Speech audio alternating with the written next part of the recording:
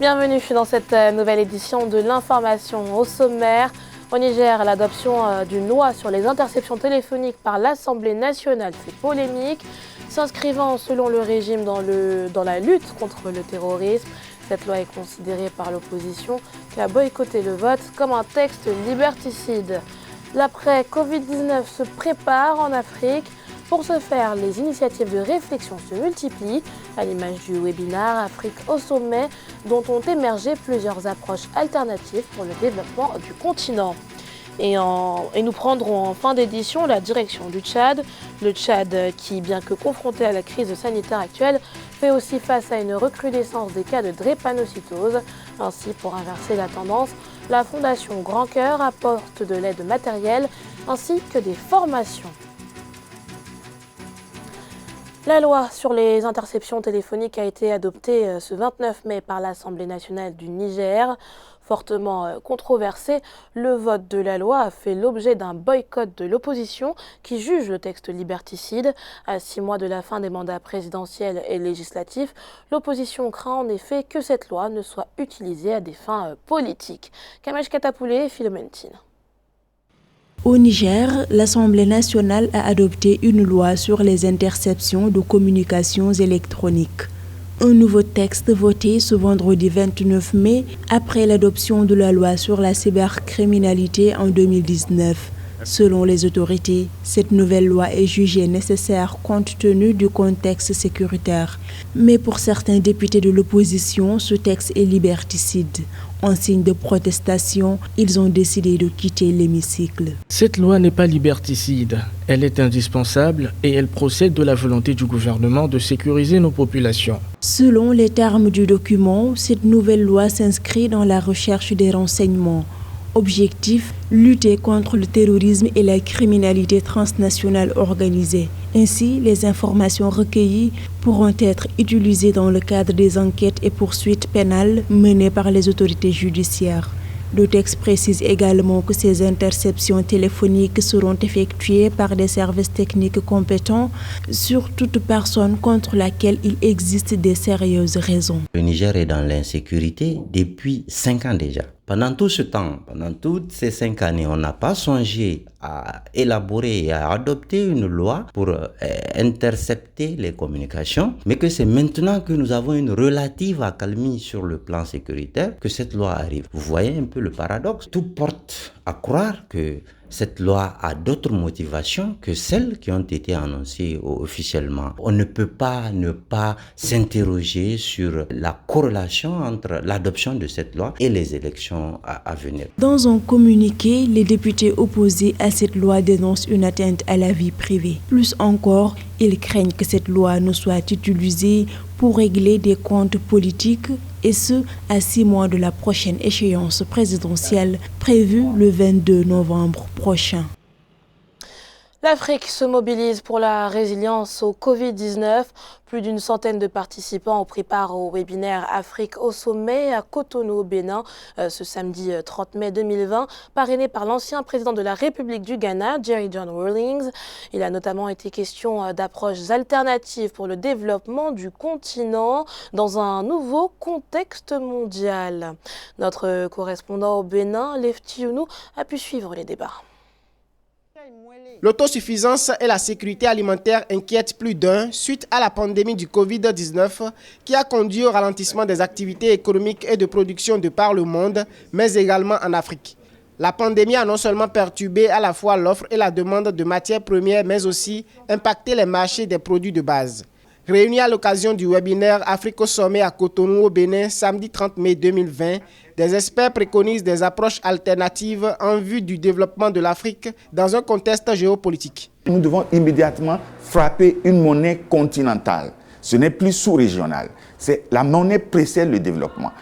Il faut faire un blocus. Il n'y a plus de commerce avec l'extérieur pendant 3 ans afin que nous apprenions à commercialiser entre nous-mêmes et à former une union économique africaine et avant qu'on ouvre nos frontières. La riposte au Covid-19 a engendré la prise de mesures courageuses par les États africains, notamment la fermeture des frontières et l'instauration de cordons sanitaires dans certains pays.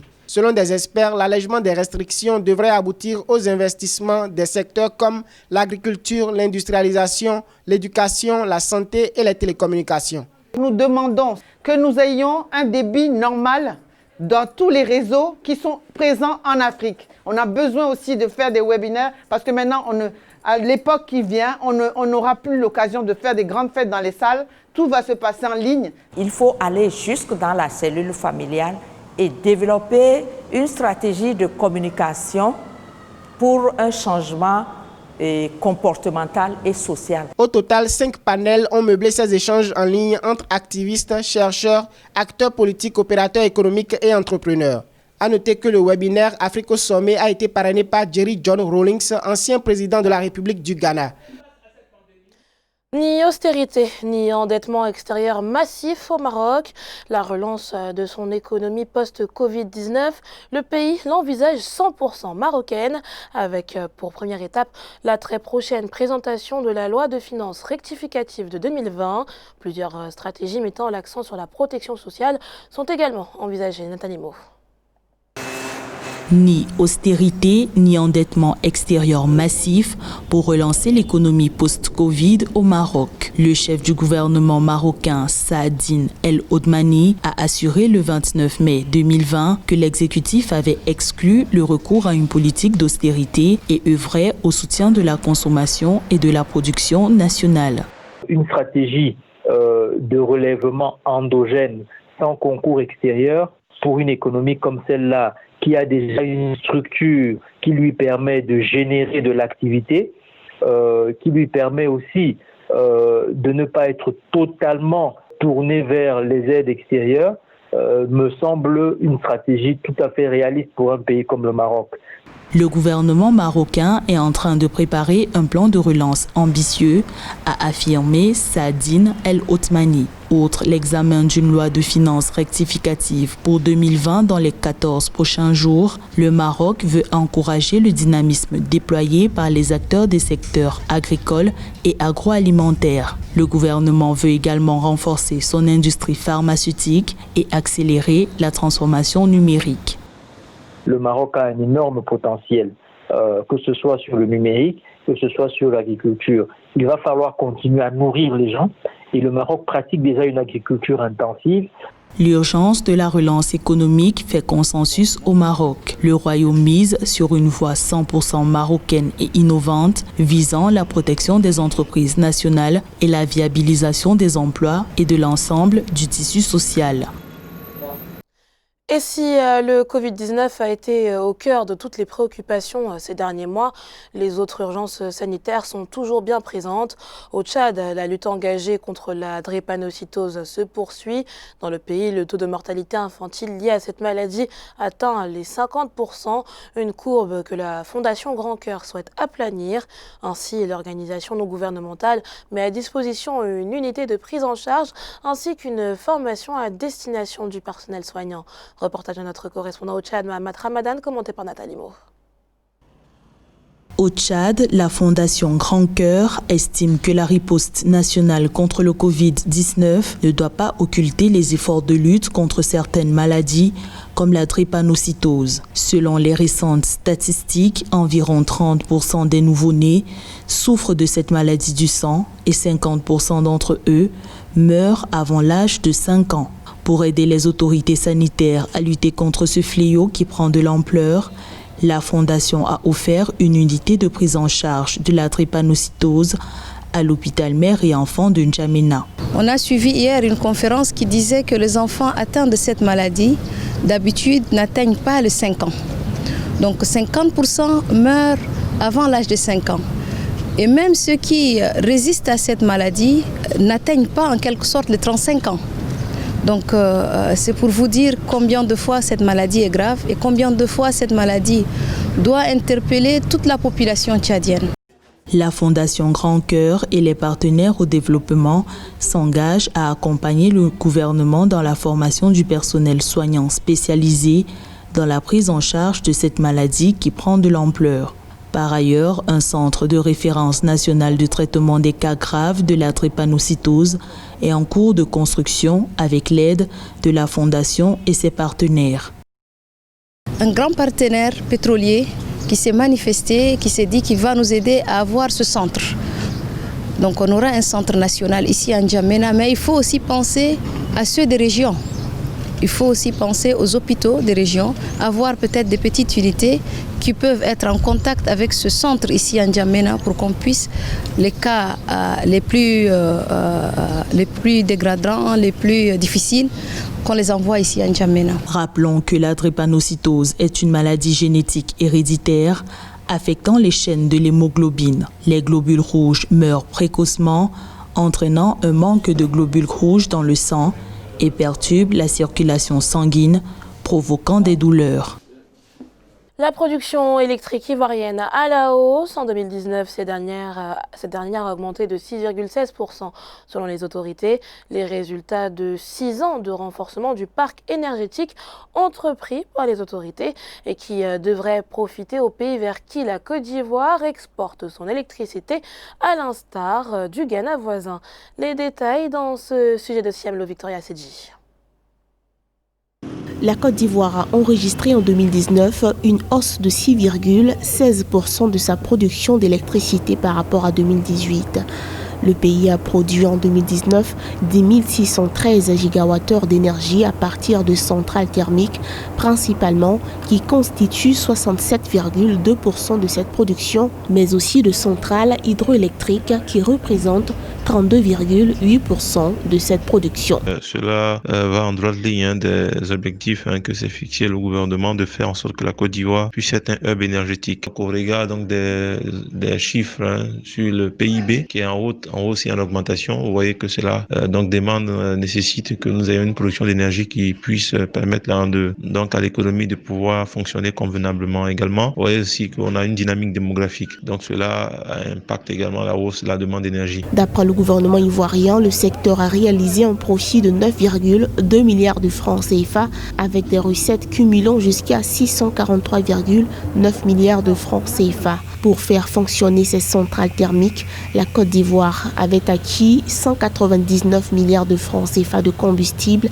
dont 196 milliards de francs CFA de gaz. C'est vraiment des initiatives qui sont prises, des investissements qui sont menés afin de faire en sorte que le réseau électrique soit sécurisé. Également au niveau de la distribution, des politiques en tout cas sont menées pour que le secteur puisse davantage assurer sa viabilité financière. Entre 2011 et 2017, le gouvernement ivoirien a consenti 7 000 milliards de francs CFA d'investissement pour le programme de renforcement de son parc énergétique.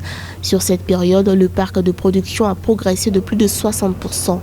Les autorités ont décidé de mobiliser près de 200 milliards de francs CFA pour restructurer et renforcer les réseaux de distribution et atteindre 6 000 MW en 2030 contre 4 000 MW attendus la fin 2020. Et au Burkina Faso voisin, notre secteur affiche de bonnes performances.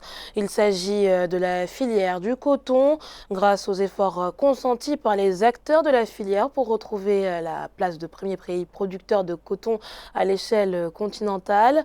La campagne cotonnière 2019-2020 a été clôturée avec une hausse de 6,7%, résultat qui contraste totalement avec la campagne précédente qui avait fait l'objet d'une chute de 29% à Ménédji. Regain de performance au sein de la filière coton burkinabé, passé d'une chute de 29% de volume de production s'élevant à 434 717 tonnes, le secteur ressort avec une hausse de 6,7% au cours de la campagne agricole 2019-2020. Un chiffre boostant ainsi la production nationale de coton graines et biologique confrontée à des baisses de revenus des cotonculteurs et des impayés au sein de la filière. Ces 5 dernières années, les pays africains producteurs de coton ont entrepris un certain nombre de réformes visant à accorder des mesures incitatives et à réformer tout le système de commercialisation du coton. Et le cas du Burkina n'est pas un cas isolé. Mais ceci dit, les prévisions que les paysans et les organismes intervenant dans le secteur ont eu à faire n'avaient pas pris en compte la situation de Covid. Donc, les superficies sont emblavées, la production continue. Ceci dans le très court terme. Renforcement du contrôle de la qualité des engrais, amélioration du prix d'achat du coton graine, réduction du prix de cession des intrants agricoles agricole, l'application des mesures de relance du secteur cotonnier semble porter ses fruits au regard de l'évolution de 16% de la production dans la zone Sofitex par rapport à la campagne 2018-2019